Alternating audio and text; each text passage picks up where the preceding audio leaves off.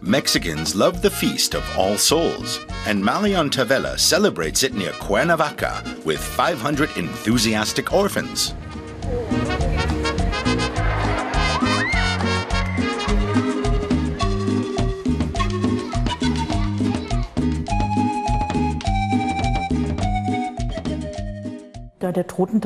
Mexicans believe that the dead come visiting on the Eve of All Souls. It's one of the most important celebrations in the year, for children, for adults, for everyone.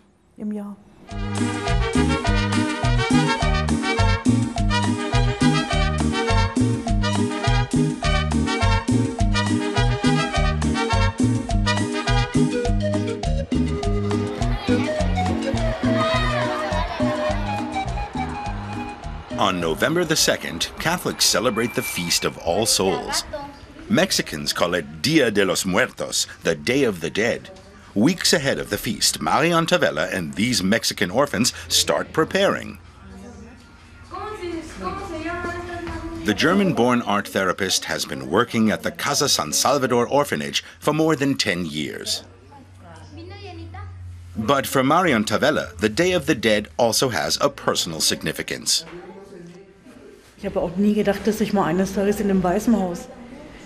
I never thought I'd ever work in an orphanage. I didn't have a strong social conscience. Not until my husband died. We'd led a bohemian life. I think it's human nature that people only appreciate what they have when it's gone.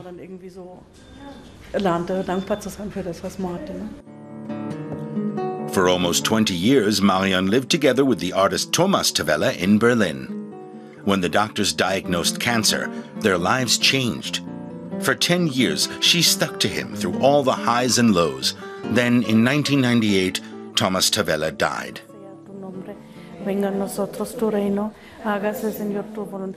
2 years after she lost her husband, Marian Tavella emigrated to Mexico.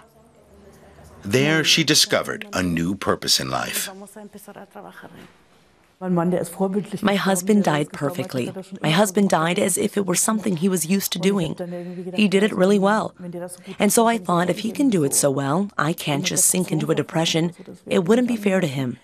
I thought, I'll try to reshape this, try to make something positive out of it. That was my idea, to give something back to life. That was the idea that made me come here. ¿De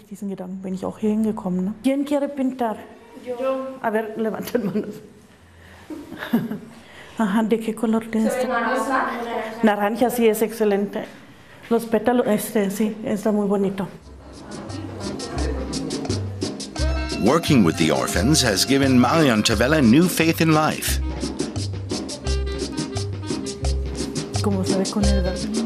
And the 52-year-old therapist feels comfortable with these symbols of death. The giant skeletons and funny skulls she makes with the children.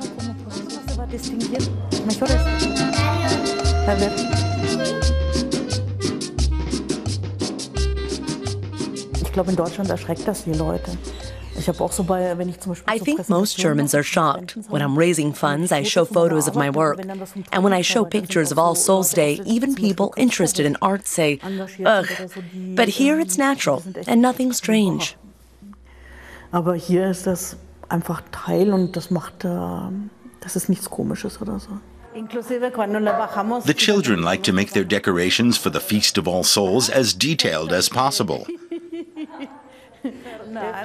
They've learned that from Marian Tavella. And that's how they think it should be.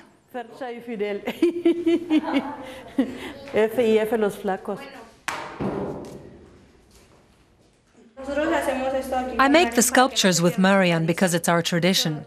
We've always done it. But some traditions gradually disappear. That's why we want to conserve them here in the orphanage.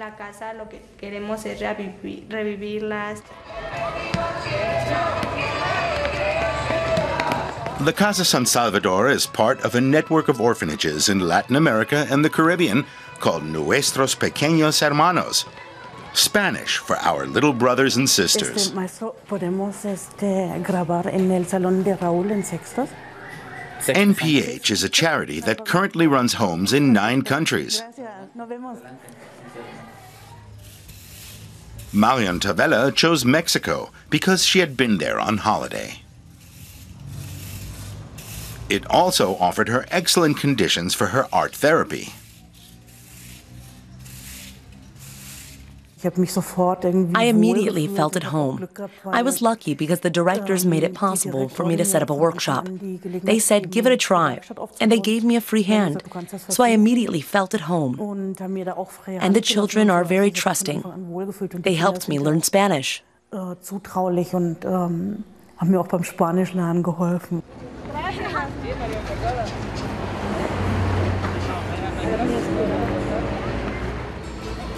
Every year before the feast, Marian Tavella takes some of the children to the cultural center in the nearby town of Cuernavaca.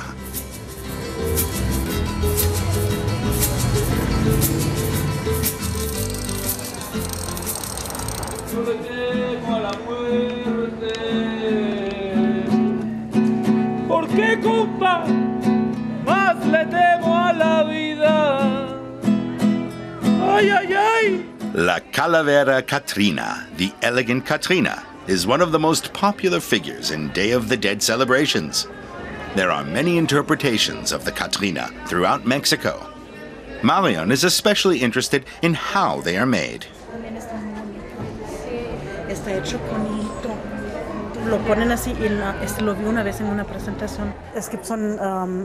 One of the indigenous communities uses thread. They have a special wax that they apply to the objects and then press the thread into the wax. It isn't painted, it is colored with thread. I don't know if we can see that there. Yes, do you see? They press the thread into the wax with a little stick.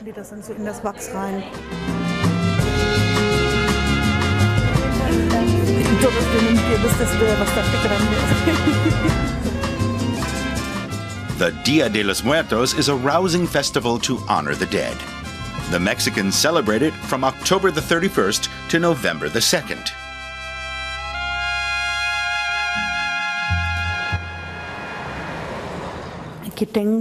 At the Casa San Salvador Orphanage, Marian Tavella uses art therapy to treat children with behavioral problems.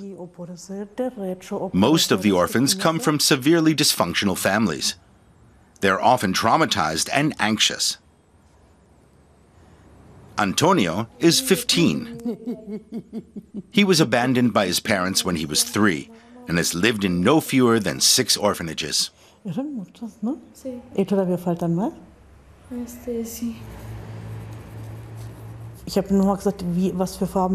I asked him what colors he would choose to represent the past, the present, and the future.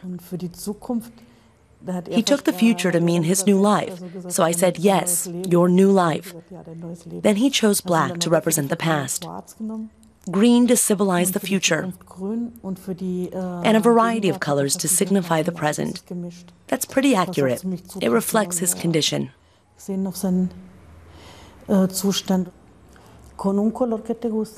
at the Casa San Salvador, Antonio receives psychotherapy. The art therapy Marian Tavella offers is especially popular, but she simply doesn't have time for all 500 children. It's like putting out fires. You give your attention to where the fire is worst and try to help that child.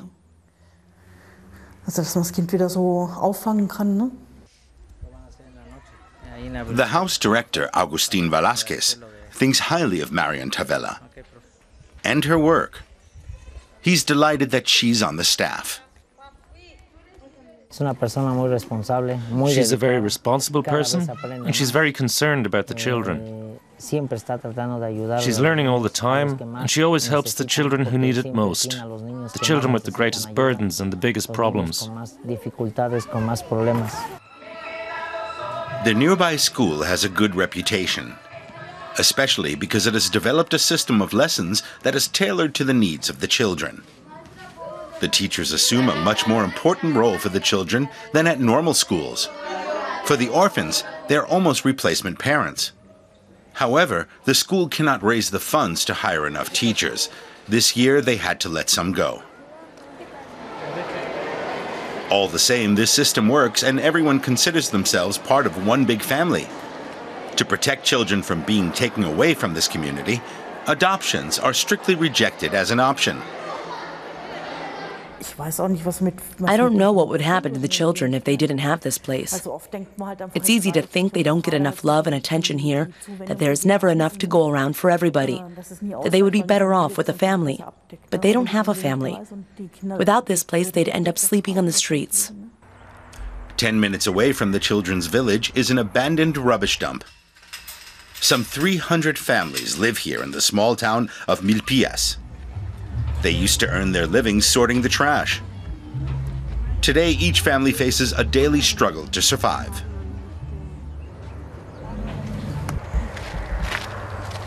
Hola, buenos días. Hola, buenos días. Esta es la segunda casa. Hola, buenos días, en la casa de Marion.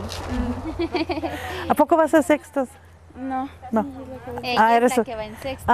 Por eso dije.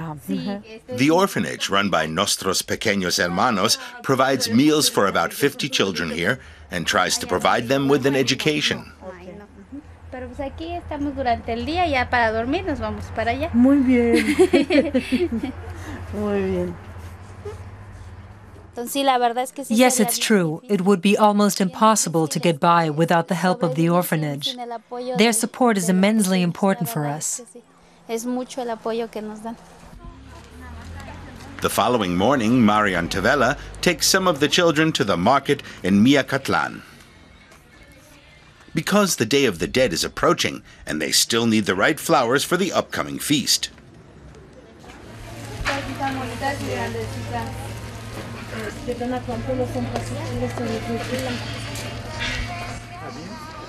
According to Mexican tradition, it's the cempasúchiles, the bright yellow flowers, which show the way to the souls of the dead. Their color and scent guide them from beyond to their relatives and friends. Hence, the cempasúchiles are also called Flor de Muertos, flower of the dead.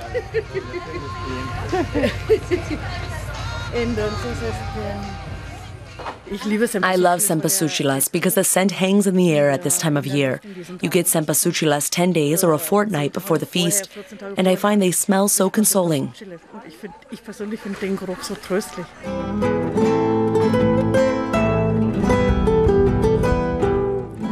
The yellow cempasúchiles are now blooming in cemeteries all over Mexico.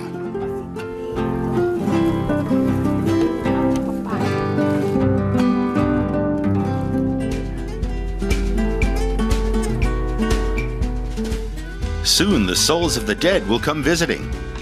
Gifts are set out for them on tables at the orphanage.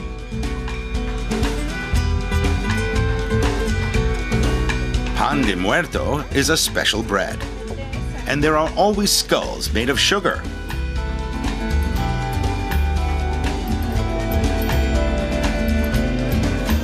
The Mexicans call these colorful tables ofrendas. You might wonder what they are for. They're for the dead. And they love them. I decorate the tables with love and respect. It's my way of expressing the love and affection I still feel for them.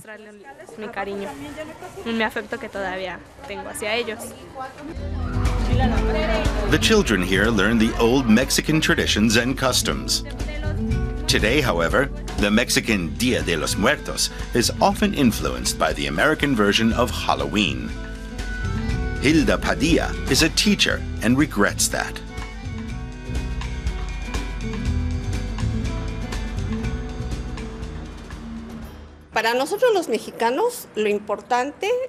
The dead themselves and the customs are very important to us Mexicans.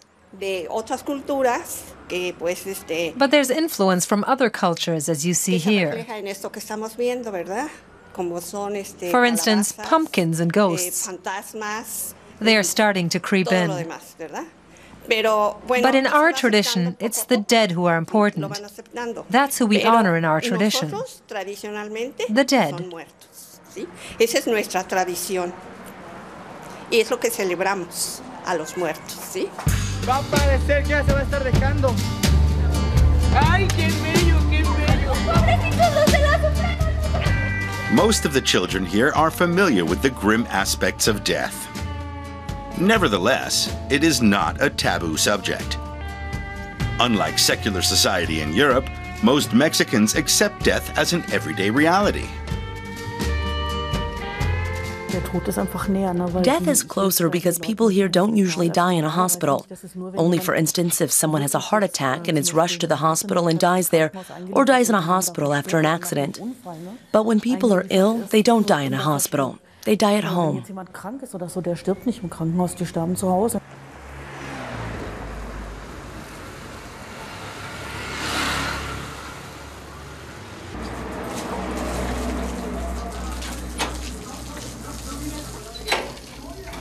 The dead come visiting on the Eve of All Souls.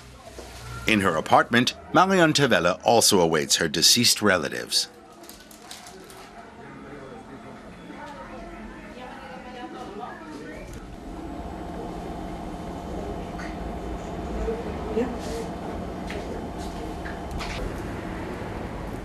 She marks the way for the souls with Cempasúchiles petals.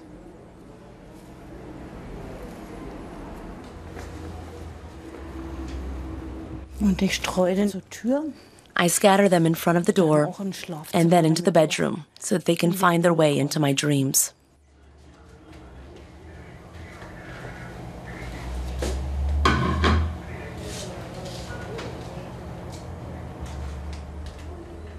Marian has arranged a table of gifts for her husband. To complete the gifts for Thomas, we needed the bread called pan de muerto. I don't know how to bake, so I cut out patterns and sent them to my parents.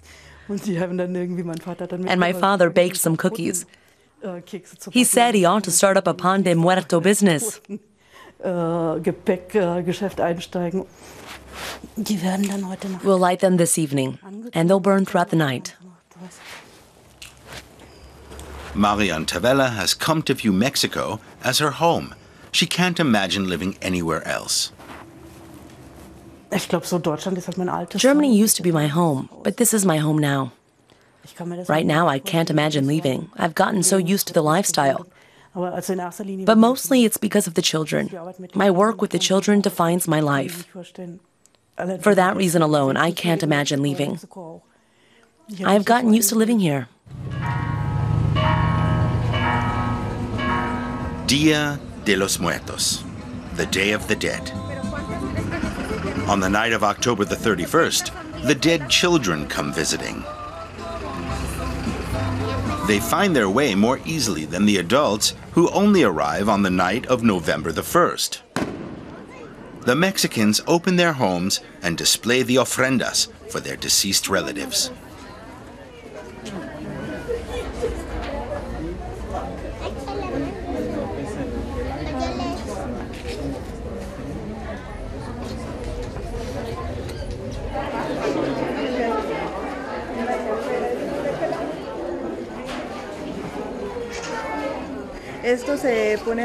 This is the table of gifts for my father's visit. We've made his favorite dishes. Everyone here makes an offering to welcome their father, parents, brothers and sisters, or other relatives. Throughout the night, the families serve hot punch and food to the dozens of visitors.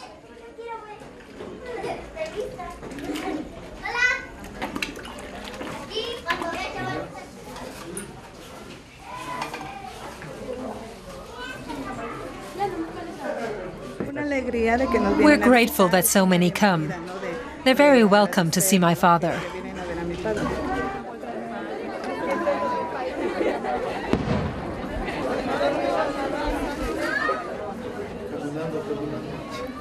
The ofrendas here include stuffed figures representing those who have died.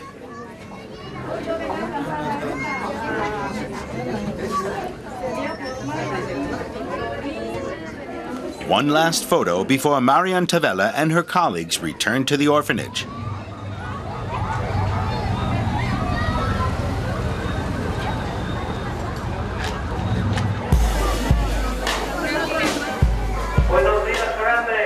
For the children, the Feast of All Souls begins early with hot chocolate and cake. It's November the 2nd.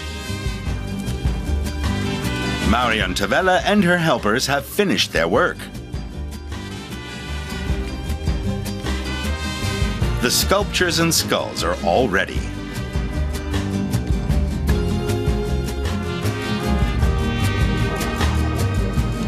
The children are captivated by the figures. Some people said they're super. How did you make them? Things like this increase the children's self-confidence enormously because it's admired by everyone in the orphanage. For Marion Tavella, it's a busy day. Everyone wants her opinion. In the children's dormitories, there's a competition for the best ofrendas. They're judged in age groups. The children go to great lengths to make their ofrendas as beautiful as possible.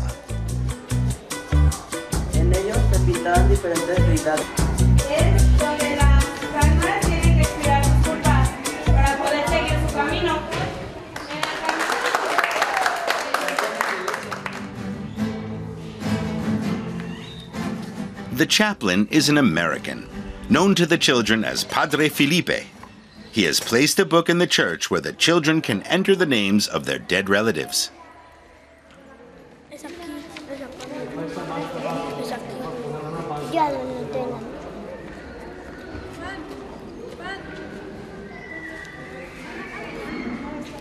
Our tradition is that we pray for every one of those parents, deceased parents or grandparents or brothers and sisters by name. So you'll see during the Mass it goes on for often 15 or 20 minutes, just listing name after name after name.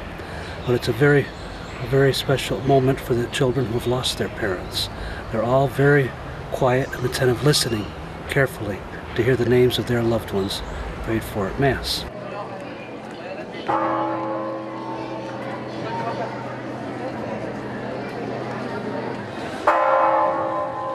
All 500 children and the orphanage workers gather in the church.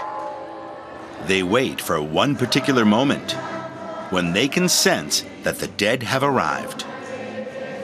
The souls of all their deceased relatives are invited by name.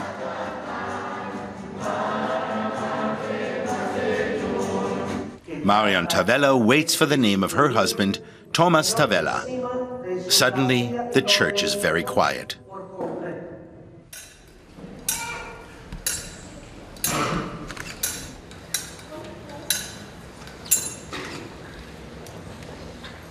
Chofer José Manuel, enfermera Fátima Irasoque, Sergio López, Elian Luján, Margarita Luján, Josefina Barrera, Isernia Álvarez, Olivar Díaz, Rufino Díaz, Papá Hernández, Abuelita Catalán, Papá García, Martín González, María González, Luis Ortega, Julia Lara, Gabriel Lara, Jesús Sánchez, Eleazar Vázquez, Octavio Cruz, Ulises Cruz, Bea Olivos, Pedro Cruz, Manuel Galvez, Maximino Paredes, Thomas Tavella.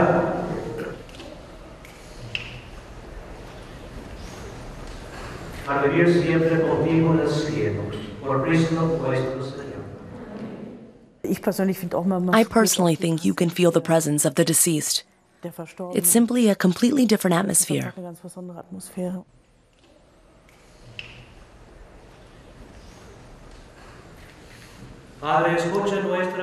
Some of the children just write, mi papá, mi mamá, my dad, my mom. They were left, lost, so young. They don't know the names of their parents. Father Felipe declares the feast open. They all rush to the table to claim the biggest and tastiest gifts.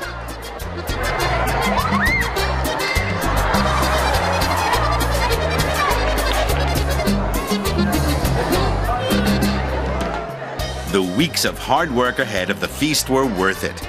Once again, the orphanage workers have given the children a day to remember.